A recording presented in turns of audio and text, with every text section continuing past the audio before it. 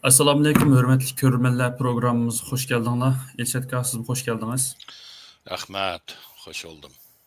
Bugün aldığınızda tərəf ballam çıxıb qaldıq. Həm də şu yaxından yaqı qiziqdim tem bo'lib atqan Suriyadagi Uyg'urlarning masalasi to'g'riliq so'zlaymiz.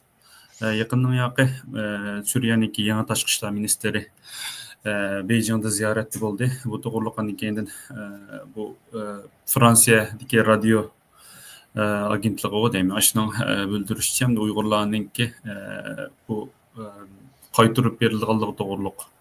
Yaki Türkümge yaki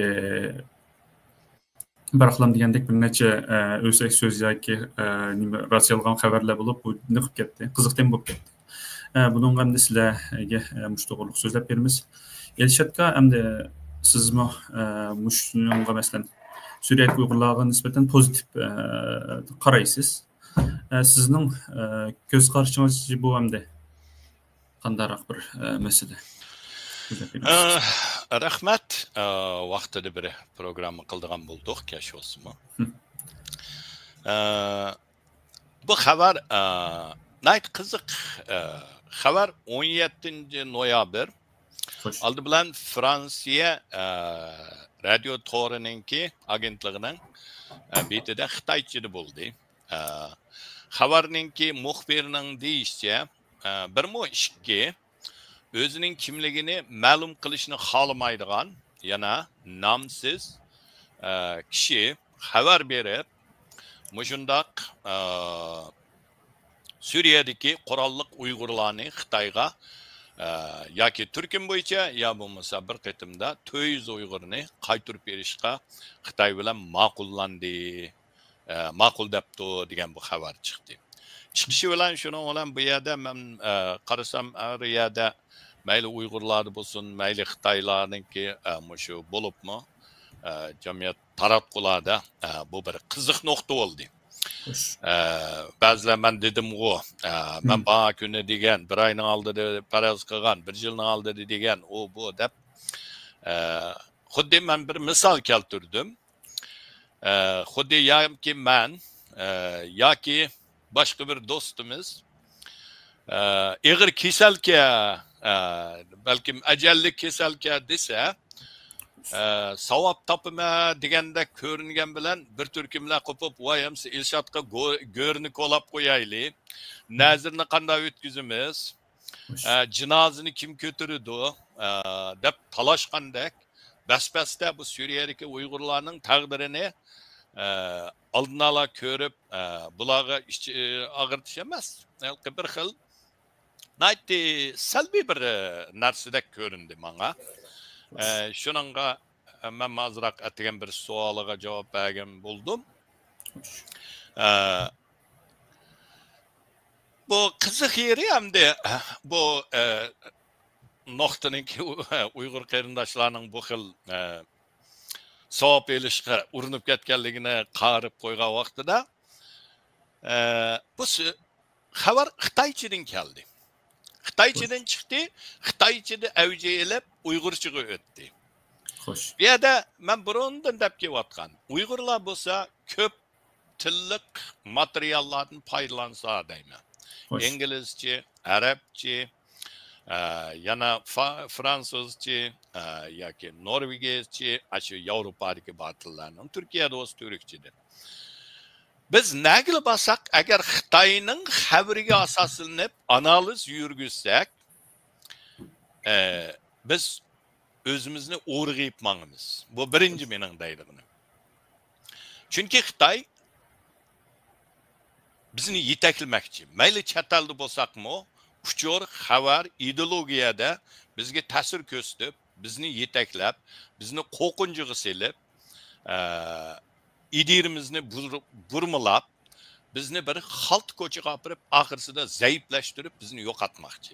Shuningga birinchi bu yerdagi Xitoy xabaridan foydalanib, buningga bas-basda analiz yurgizish shaxsan men to'g'ri ko'rmadim. Bu birinchisi. Demak, yo'g'inim bu xabardan men gumon bilan qarayman.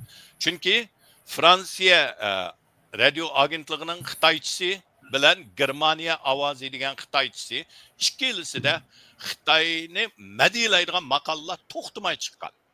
Bir necha yil oldu. Bunun da mesele naiti ig'ir mushu ichki radiosida.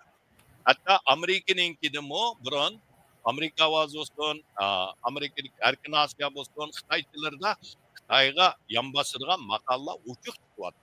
Bular ba'zida bilmaganlarni qaltquchiga kirdi. O'rig'i kirgizib qo'ydi. Shuning uchun buni da alohida diqqat qilamiz. Hop, hamda ama xabarga qaytib kelaylik. Bu Uyg'urlarni Xitoy qaytarilamdi, qaytarib aktalamdi, Suriya hukumati beramdi deganda, Suriya hukumati tunugun aniq tashqi ishlar ministrligi xabar berdi. Bu yolg'on. Bunda xabar yo'q, bunda bermadi yo'q. Bunda gap bo'lmadi. Shuning uchun bu xabar yolg'on deb inkor qildi.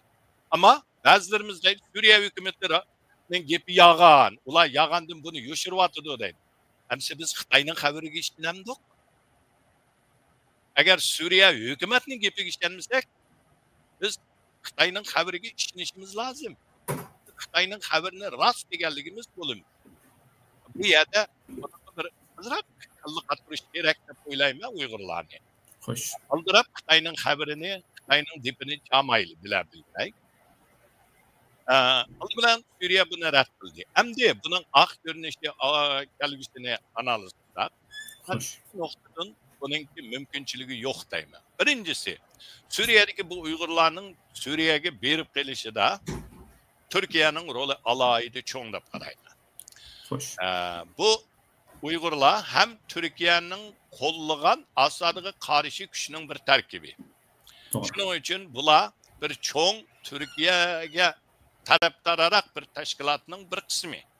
Şunun için hazırki prezident Şara'ğı deyme bunun ismi. Ahmet Şara. Ahmet Şara'nın ki bu prezidentlik çıkışı Suriye hükümetini ilişi Asad'ını qo'llab etishda Türkiye'nin rolü alaydı. Bunu Erdoğan Aksaray'a kelgan vaqtida bir ayning oldida Trump ochiqlab, prezident Trump Erdoğan'a dedi. Sen Suriye'ninki Asad'ını ağdırıp etadigan hükümet almışıda alayda rol oynagan naiti usta siyasun dedi. Ne demekçi Trump? Otur şarkıda senin rolun bek çoğun, biz bilen belli tur, biz belli hem kardeşimiz dep Erdoğan'a bu bir xil yakınlıkını bildirdi. Demek bir yerde Türkiye'nin rolü alayda. Hem Ahmet Şara'nınki bu prezidentlik kirişige, bu yeni Suriye hükümetinin kuruluşuna Erdoğan şahsi hem Türkiye hükümetinin rolü alaydı. Şunun için bu Uygurlarını qaytırışı için aldı bilen Erdoğan ve Türkiye hükümetinin makulluğunu iliş gerek. Hoş. Makulluğunu. Bu makulluğunu menimce Türkiye hükümeti hazır vermeydi. Onu unumaydı. Hem de ikinci köş bir yerdeki Uygurları çetelediğin belki Amerika mı buluşu mümkün. Amerika bu Uygurlarını bölüdü. Naiti eniq yaxshi bölüdü. Bir yerde bu Uygurlarning kuchinin qanchalikligi, qorallarının qandayligidan tortib hammani Amerika menimcha bölüşü naiti eniq, tabiiy. Bularninki adamlari bor bu yerda, istixborot bor, yaxshi bölüdü o Uygurlarni. Hamda Amerikaninki hozirgi nishoni O'rta Sharqda Xitoyning kuchini siqib chiqarib o'tish. Şu arkalık O'rta Sharqninki muqim keltirib bo'lib, bütün Amerika'nın kuchini Osiyoga, yana Xitoyga qaratish. Endi bu yerda Xitoy Amerika'nın düşmani deb bo'lgan ekan Uyg'ur. Gerçi bu qurolli qism Amerika'nın hozirga qadar do'sti bo'lmagan bo'lsa-mu, ammo kelgusidagi favqulodda ahvolda do'st bo'lib qolish ehtimolini Amerikaliklar ko'ra oladi. Shuning uchun bunda bu kuchni özden jiroq, o'zi bevosita aralashmagan, bunda bir Xitoyga, yana Amerika'nın düşmaniga dushman bo'ladigan bir kuchni o jiroq yerda Xitoyning asalli yo'qotib etishiga Amerika uningmi yo'l qo'ymaydi. Uningmi Amerika unumaydi.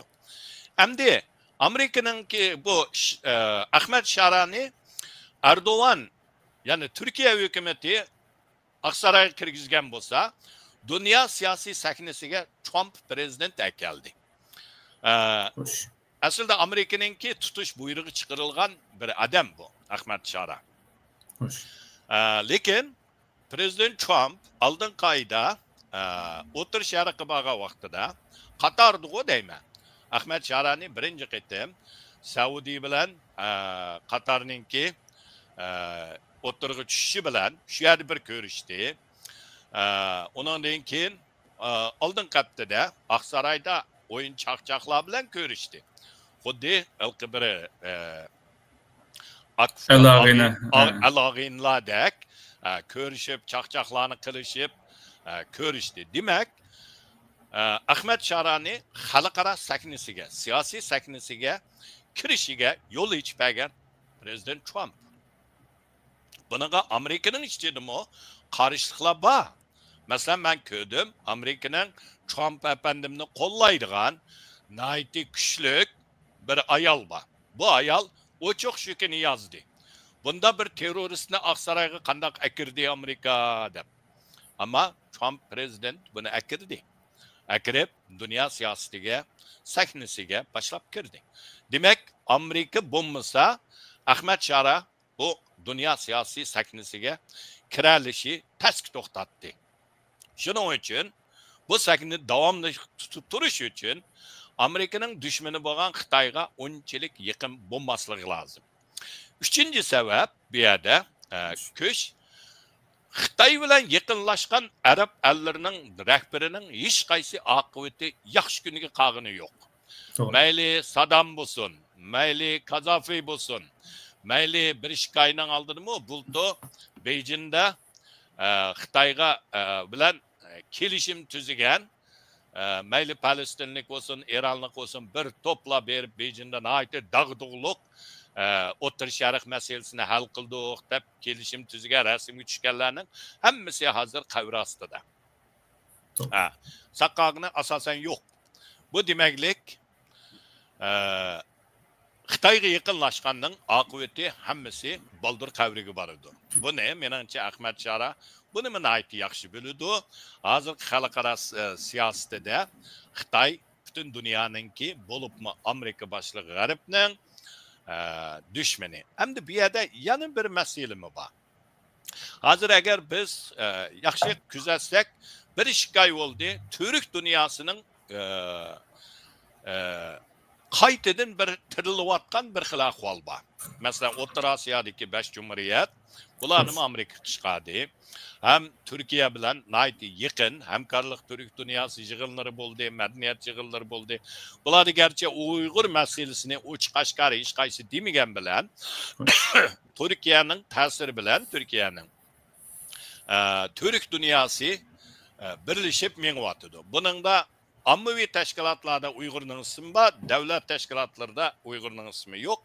Ama bu mu bir zor güç. Hem bu güçnünki bir kısmı Uygurlar. Şununla bir yerde bunda bir şaraitte Ahmet Şara hükümetinin asallık bilen, bunda addilik bilen, Xitoy bilen bir görüşüyorlarla bu Uygurlarını kaytırıp yetişi bu mümkünçülüğü yok. Hem de demekçi oğlum yığın çaklap etken vaxtıda birinci sebepini gösterkenimde Ahmet Şara kaytırıp yetişi için bu Uygurlarını aldı bilen Erdoğan'ın tasdığını Amerika'nınki mayli resmi yüzünde ya ki gayri resmi yüzünde bir xil onunla közünü yumuşu aldın ilişi lazım. Onun denki bu Uygurlarınki meselesi geliyordu. Hem de ahirisi bir sebep kaytıranmaydı deydiğim hazırca. Ben kelgüsüdüm o xil taski toxtaydı. Yani bir sebep bu Uygurlar atıyam bir kırındaşkı degen dedim kırındaşımıza. Bu Uygurların kolunda koral var. Bunların koldaki küseyemez. Ben dedim Tayland'daki Uygurlarını ekterledi Xitoy. Malaysiya'dan ekterledi, Tayland'ın eketti. Kanda eketti? Ulanın koyulu da Tayland'ın koyusu vattı. Kişiyenler vattı Tayland'lıklarını. Fakat Tayland'lıklar özününkini evilip Xitoy'ninkini sepedi. Şunun bu kırındaşlarımızını eketti. Bu kırındaşlarımızda karışlık bildirgidek hiç kandak bir koral yok. Koral emez, bir tömönün sunukumu yok. Şunun için ular pasif ahvalda karşılık bildirenmedi. Fakat bildigini türmeden kaçkalları buldu. Ular kaçaldı. Emdi bu Suriye'deki Uygurlar olsa bular can meydanını kan keşken, can meydanında çınıkkan, tavlangan, bitilgen. Bularda akıl var, faraset mi var? Bir diviziya bo'lgan ekan, meningcha sizlarni Xitoyga apirib qo'ymiz, apirib bermiz desa, qo'lidagi qurolni va hujam e'lonlamani topshiraylik, kishanni akilinglar, selinglar deb qo'l qo'shtirib ularga turpamaydi. Men ishonamanki, qurol bo'lgan vaqtingda, kuching bor vaqtida g'urur mu bo'ladi? Biz g'urur deymiz, g'urur bilan yashaymiz deymiz. Pul olmasa, kuch olmasa, ojiz bo'lib qolgan vaqtida qalandagi g'urur olamda, g'urur bo'lanmaydi. Qo'saq ichib, shu bir vaqt tamoqqa muhtoj bo'lgan vaqtida, uni yemisi o'ladigan vaqtida qalanda odamga yaluridi, tizlanadi. Nima uchun? Uningda kuch yo'q. Kuch yo'q odamda g'urur bo'lmaydi. Qurol bo'lsa, kuchmi bo'ladi. Kuch bo'lgan vaqtida g'urur bo'ladi. Bu g'ururninki ta'minni tetigan, erkinlikning ta'minni tetigan odam bu tam qayerdan kelgan, bu g'urur, bu erkinlik nereden kelgan, qanday kelganligini yaxshi biladi. Shuning uchun bular qo'lidagi qurolni bermaydi. Shuning uchun agar Suriya hukumati bularning qurolini tatib olamiz desa, ishga urush qayta qo'zg'aladi Suriyada. Bu ishga urush balkim Uyg'ur bilan Suriya oralig'ida cheklanib qolmaydi. Chunki bu Uyg'urlar bilan bir okopda urush qilgan yana başka milletlermi var, başkalarmı var. Ularning hammasi Ahmet Şarani %100 qo'llab ketishini atayın. Eğer bu Uyg'urlarga qo'l solsa, ularmi qo'pidi. Ularmi bu Uyg'urlar bilan birga balkim yana ishga urishni boshlaydi. Bu shuning bilan uzunga ketadi. Balkim bu hukumatning g'ulab ketishiga sabab bo'lishi mumkin. Shuning uchun bunda yig'ib aytgan vaqtida meningcha bu Uyg'urlar can qilib o'lishga rozi ekanki deb o'ylayman. Hargiz qurolni berib, qo'l qo'shtirib, hocam bizni Xitoyga topshiringlar deb turpamaydi. Endi bu yerda ikkinchi bir qiziq shu nima qilsak, endi bir savol bor. Bu nima desa, endi Xitoyning ish qilish psixik nima falsafasida ish qilish qanday ish qiladi? Odatda Xitoy yoshirin ish qiladi. Normalda masalan Xitoyning maqol tamsillar bo'yicha qaynaydigan su bujuldimaydi deydi. Her vaqt yangasida ish qildi. Masalan, hozirmi dunyoning ikkinchi kuchi bo'lib turib, biz taraf qilayotgan kuch deb turib o'zini yoshirqitishdi.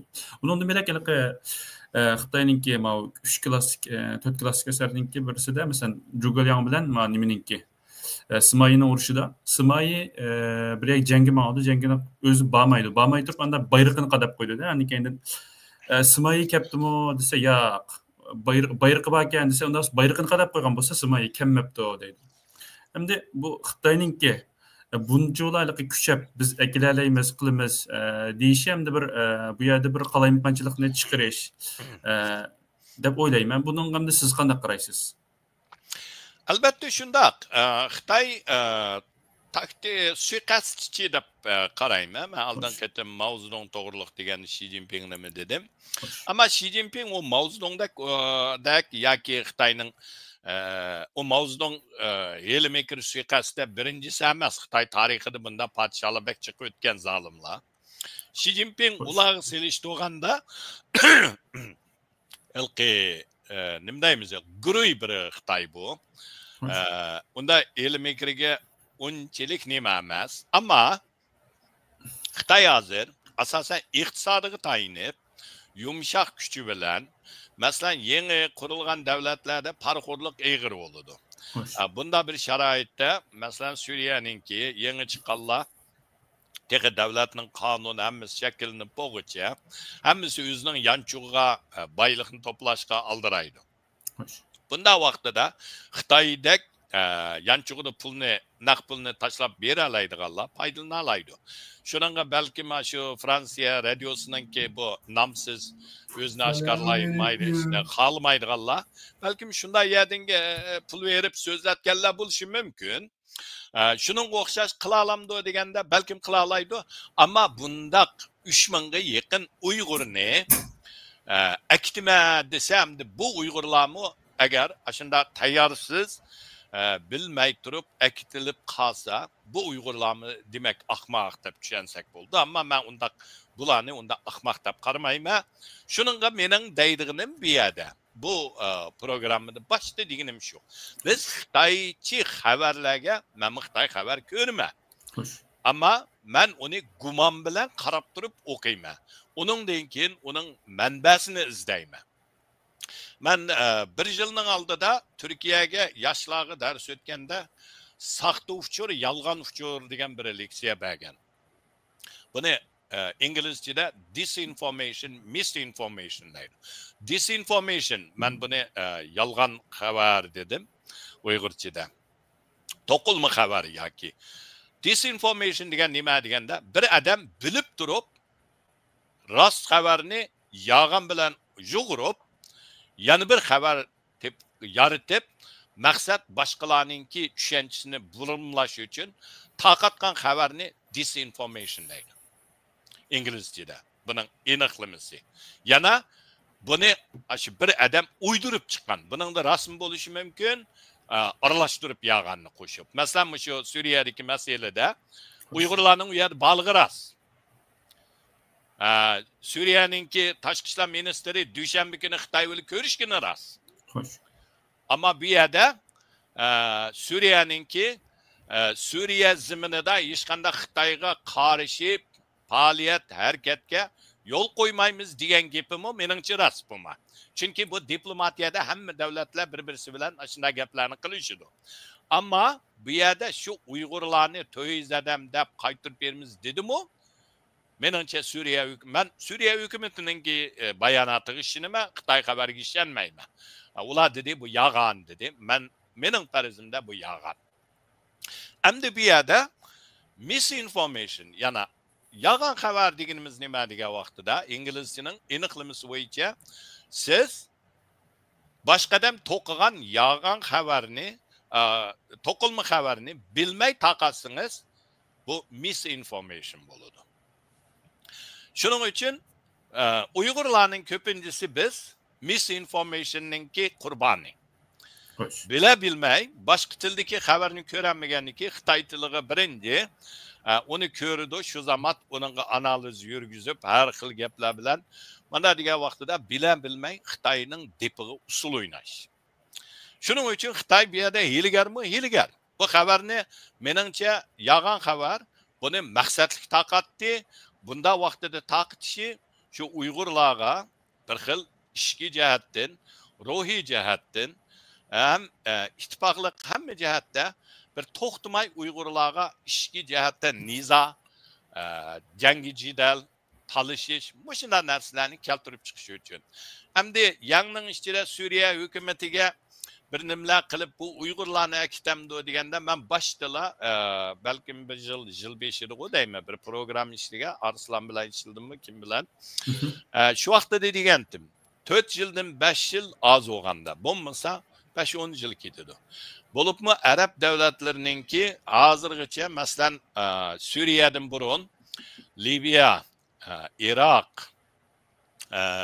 Tunisiya bu davlatlarda hammasida burunqi diktatorlar ag'dirilib, bu yerda yangi hokimiyat chiqdi.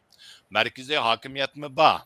Ammo lekin bular burunqi Iroq diktatorining vaqtidagidek hamma yerga huquqi yetadigan markaziy hukumatning qilma deganni qila oladigan, akitma deganni akita oladigan, tutma deganni tuta oladigan u darajada hokimiyat bormi desa yo'q. Iroqdami yo'q, Liviyadami yo'q, Tunisiyadami yo'q, hech qaysida yo'q. Ne hozir qancha yil bo'ldi? Qazofininki ag'dirilib ketganiga, Iroqninkiga az deganda 10 yildan ish bo'ldi. Shundaqmi? Saddamni ag'dirib ketgani. Hozirgacha birlikka kelib bo'lamidi Iroq? Masalan, Kurdistonliklar ular ayrim bir yerda özünü öz başkurdu. Şiyelikler ular özünü başkurdu. Sünniler özünü başkurdu. Kurgan hükümeti, merkezi hükümeti birlik hükümet. Ama bu birlik hükümet hemmisi özününki rayonunu başkurdu. Hiç kaçan baş prezident Kürdistan'a bir buyruk düşüremeydi. Sünnilerninki baş ministeri verip Şiyelerge buyruk düşüremeydi. Şiyelerninki verip Sünni'ye buyruk düşüremeydi.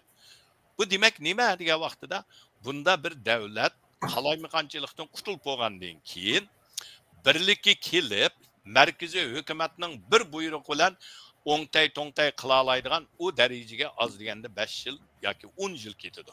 Meningcha Suriyaga oz deganda 5 yil bo'lmasa 10 yil ketadi. U yerdami hozir hammasi o'z oldiga har bir rayonni, masalan Uyg'urlarmi bir rayonni, bir nahiyadek bir yani o'zining bazasi qilib egallab bo'ldi.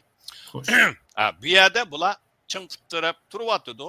Onun yanında ularni qo'llaydiganlar bor, boshqalarmi bor. Shuning uchun meningcha Xitoy o'yini o'ynab boqdi. Ma boshlanishi deb qarayman. Ama bu o'yin davomlashadi. Balkim hatta tirishib beqishim mumkin.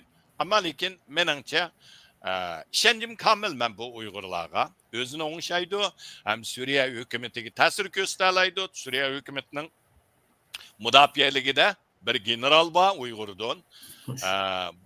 Hükümetke bularni aralashdi meningcha.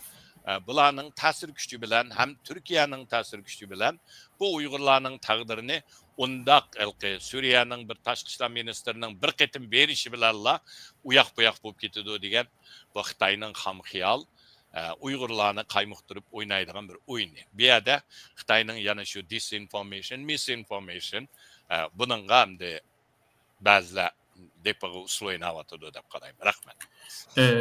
Buni hamda eng oxirgi bir kichik savol bilan oyoqlashtirsak, hamda har qanday bir narsaninkiga bir eng oxirgi nima deymiz, turkcha kötü senaryo deydi hamda bir nachar bir senaryoni hazırlanmoqchi bo'lsa Uyg'urlar masalan qanday qilish kerak agar mushtaq bir narsa bo'lib qolsa, bunday qilish hamda ehtimol nihoyat tuban. Shunday bo'lgan taqdirda masalan sizningki qanday bir nimangiz bor? Meningki deydiğim bunda bir senaryo bo'lib qolgan vaqtida shu Uyg'urlar agar ashunda bo'lib qolsa biz shaxsan men ashuna qarayman, balkim jiqlar qo'shilmaydi. Biz yana bir qitim qurolli qismimizni xuddi 49-yili Xitoy milliy armiyamizni yeb ketgandek yana bir qitim yeb ketgan bo'ladi. Shuning uchun bular hergiz qurolni bermasligi kerak.